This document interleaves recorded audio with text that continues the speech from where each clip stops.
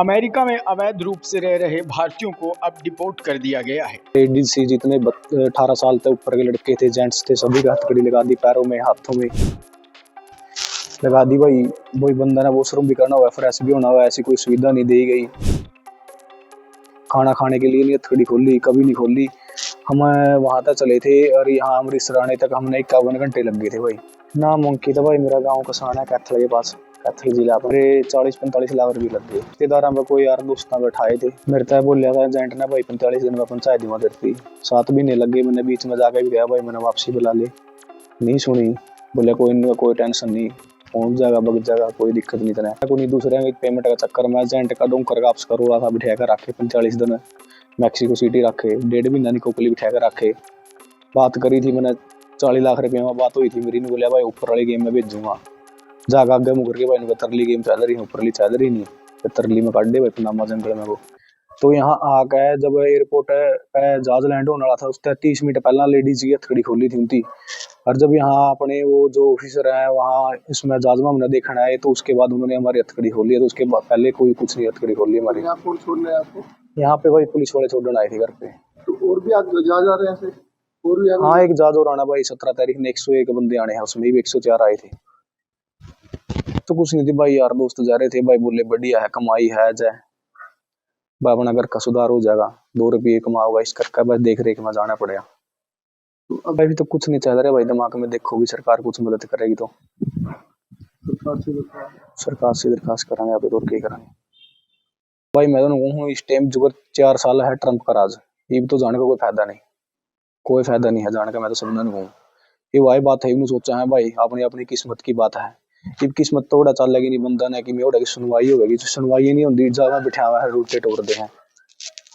तो भाई जो रोड है, जो अमेरिका के अधिकार है, अपना जोड़ है कि सहूलियत मिलनी चाहिए, कोई हमारा अधिकार नहीं मिला। जो यूएनओ ने रूल बना रखे हैं भाई, शरणार्थियों को इनकी शरण देनी है, आप इनकी डिपोर्ट नहीं कर सकते, आप इनका इंटरव्यू लेंगे, इसकी हमने कोई सुविधा नहीं मिली, ना हमारा इंटरव्यू है, ना हमारी कोई अपील, कुछ नहीं सुनाई दी गई हमारी। भारत सरकार से भाई यही कहेंगे, अपना जो जिसका हो रहा है उसकी कुछ कोटा काटा में कराओ, इनका कोई नौकरी नाकरी का प्रबंध कराओ। कि जिस पर किसी को जमीन थी, कोई ब्याज पर पीछे ठहका जा रहा है, ये किसी की वापसी तो आने नहीं, ये सरकार कर सका जो करेगी। तो घर में कौन कौन है आपके? घर में भाई एक भाई है, माता पिता। क्या काम है? भाई का नाम अंकुश है। भाई क्या काम करते हैं सारे घर में? सारे बस मम्मी तो भाई हाउस वाइफ है, भाई स्टडी कर रहा है, पापा नौकरी कर रहा है। मतलब आपके ऊपर उम्मीद थी वही? हाँ तो वही उम्मीद खत्म हो गई? वही खत्म हो गया भाई।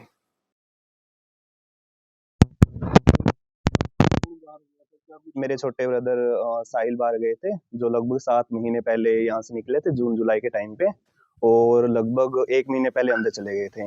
वो 21 दिन अंदर जेल में रहे हैं और अभी डिपोर्ट हुए हैं, कल डिपोर्ट हुए हैं। तो थोड़ा बताएंगे क्यों भेजा, कैसे गया, क्या कुछ हुआ वहाँ पे?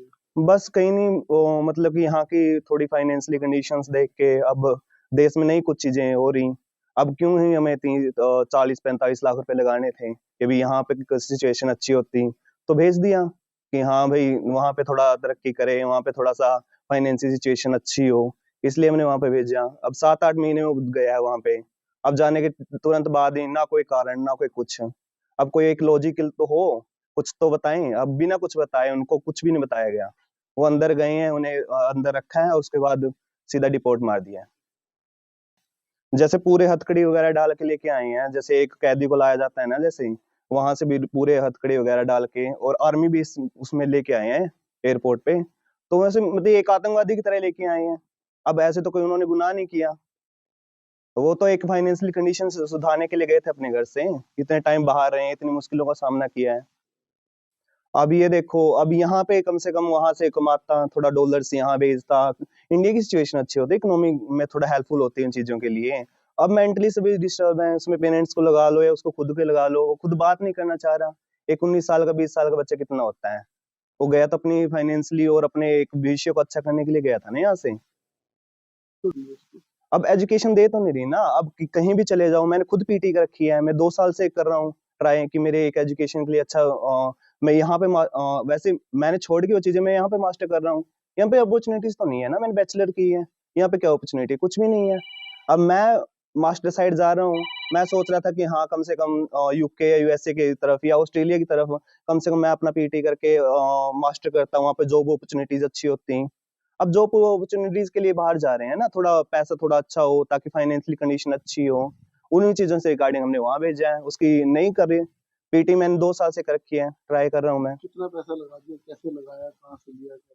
बस कुछ नहीं, वही बात है, कर्जे में डूबे हैं सर। कहीं से यहाँ से किला बेच दिया, यहाँ से कहीं से आसपास से उठा लिया, रिश्तेदारों से पैसा उठा लिया, वो पैसा उठा के ब्याज पे उठा के वो 40-45 लाख के करीब था टोटल।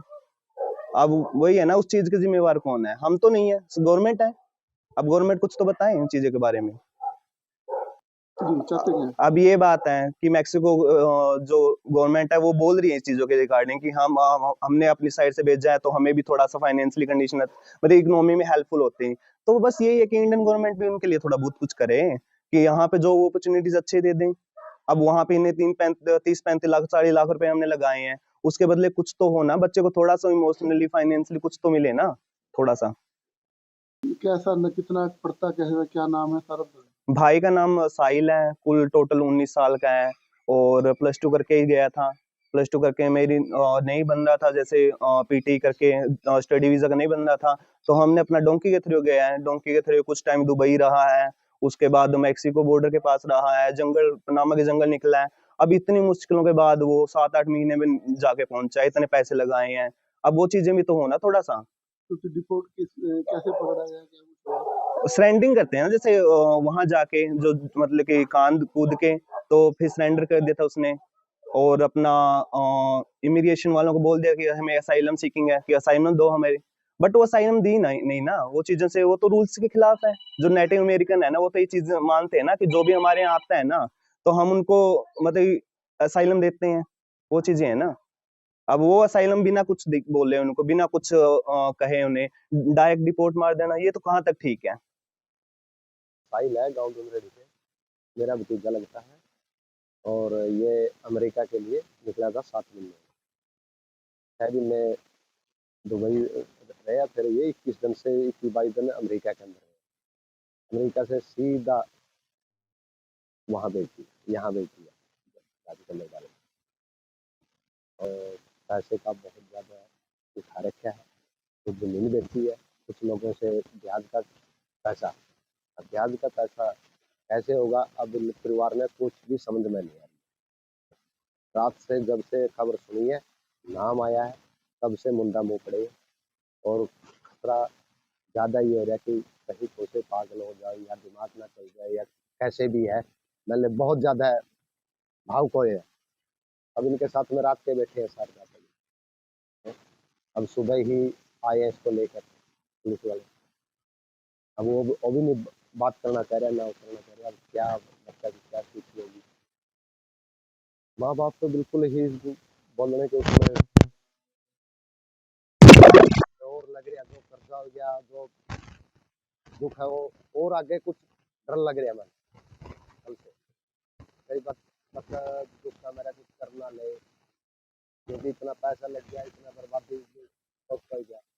अगर सरकार रोजगार की तरफ वो करे कुछ तो बहुत मेहरबानी होगी सरकार की। अगर कुछ रोजगार दें इनको, बच्चों को कुछ फैसिलिटी करे।